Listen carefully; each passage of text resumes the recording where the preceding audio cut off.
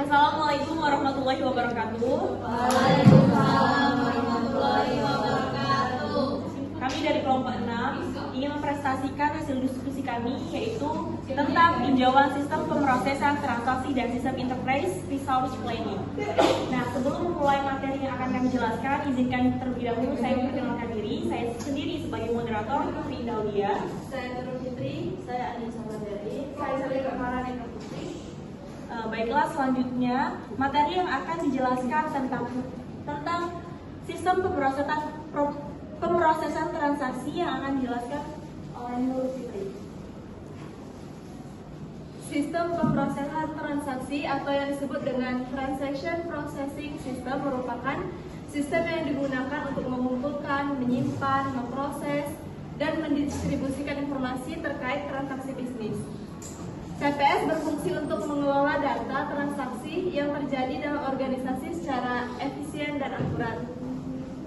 Fungsi utama TPS yang pertama pengumpulan data, penyimpanan data, pemrosesan data, dan distribusi informasi. Seperti yang ada di gambar. Next. Yang pertama itu ada input data. Langkah pertama dalam pemrosesan input adalah mengambil data transaksi dan memasukkannya kembali ke dalam sistem yang biasanya dipicu oleh aktivitas bisnis. Data harus dikumpulkan dari 3 segi setiap aktivitas bisnis. Yang pertama, setiap aktivitas yang menarik. Yang kedua, sumber daya yang dipengaruhi oleh setiap aktivitas. Yang ketiga, orang yang berpartisipasi dalam setiap aktivitas. Sebagian besar bisnis menggunakan dokumen sumber kertas untuk mengumpulkan data mengenai aktivitas bisnis mereka. Mereka kemudian memindahkan data ke dalam komputer. Mereka sering menyimpan nama yang sama dan format dasar seperti dokumen kertas yang digantikannya. Nah, ini merupakan pemrosesan transaksi siklus pengolahan data. Ini nih salah satu pembagian, yaitu siklus pendapatan itu dibagi menjadi 5 bagian, itu pengambilan pesanan pelanggan, pengiriman pesanan, menerima uang tunai, penyetoran penerimaan kas, menyesuaikan rekening pelanggan. Ada pula siklus pengeluaran, itu terbagi menjadi 4, yaitu permintaan barang, memesan barang, menerima barang, membayar seharga barang. Nah, yang terakhir yaitu siklus sumber daya manusia.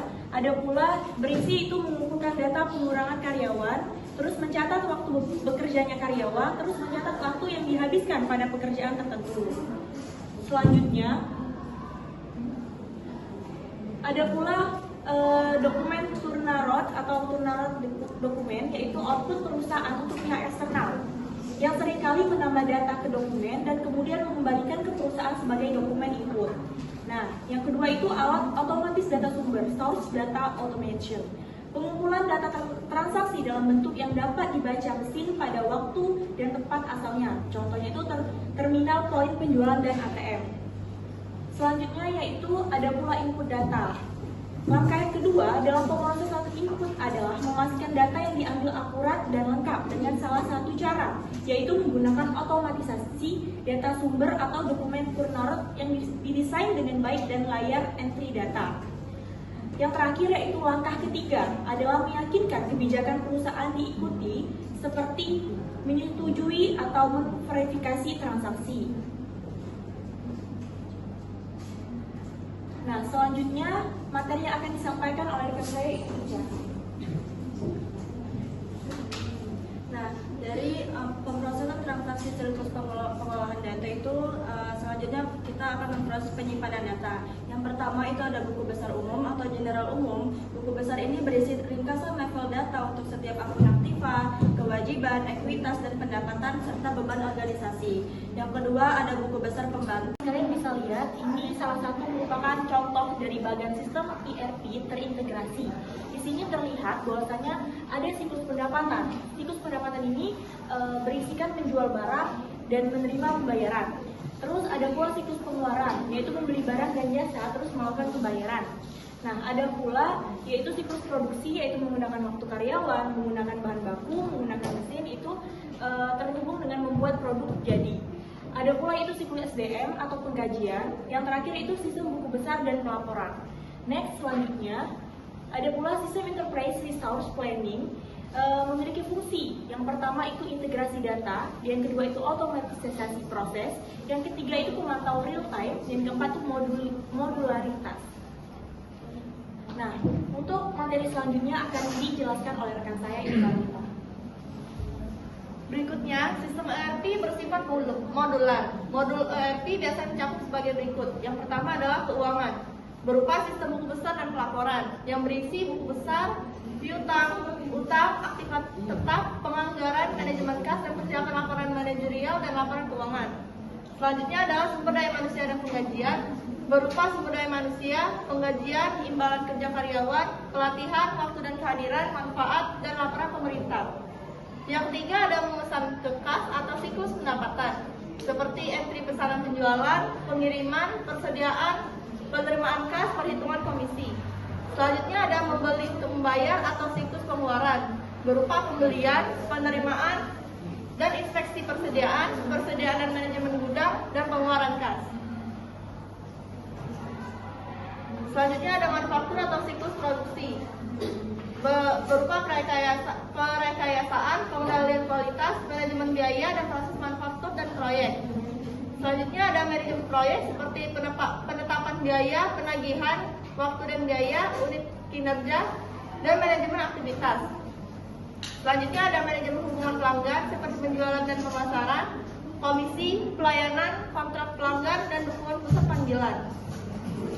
Dan yang terakhir ada alat sistem seperti alat untuk membuat data file induk, membuat perincian arus informasi, pengendalian akses, dan sebagainya.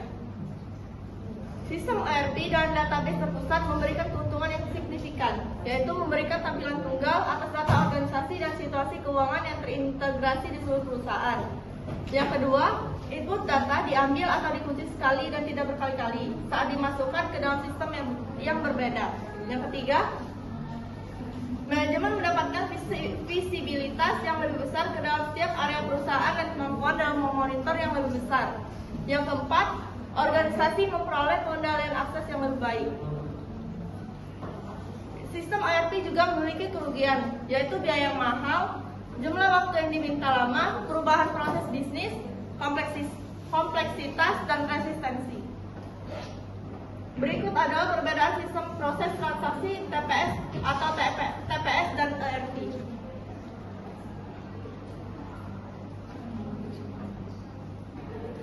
Berikut kesimpulannya, sistem pemrosesan transaksi atau TPS dan sistem Enterprise Resource Planning atau ERP merupakan dua komponen penting dalam pengelolaan informasi di organisasi. TPS berfokus pada pengumpulan dan pemrosesan data transaksi harian, sementara ERP mengintegrasikan berbagai fungsi bisnis dalam satu platform untuk meningkatkan efisiensi dan akurasi. Implementasi ERP memberikan manfaat signifikan seperti pengurangan biaya operasional, peningkatan keakuratan data, dan koordinasi yang lebih baik antar departemen. Dengan demikian, kedua sistem ini saling melengkapi dalam mendukung operasi dan pengambilan keputusan yang efektif dalam suatu organisasi. Baiklah teman-teman,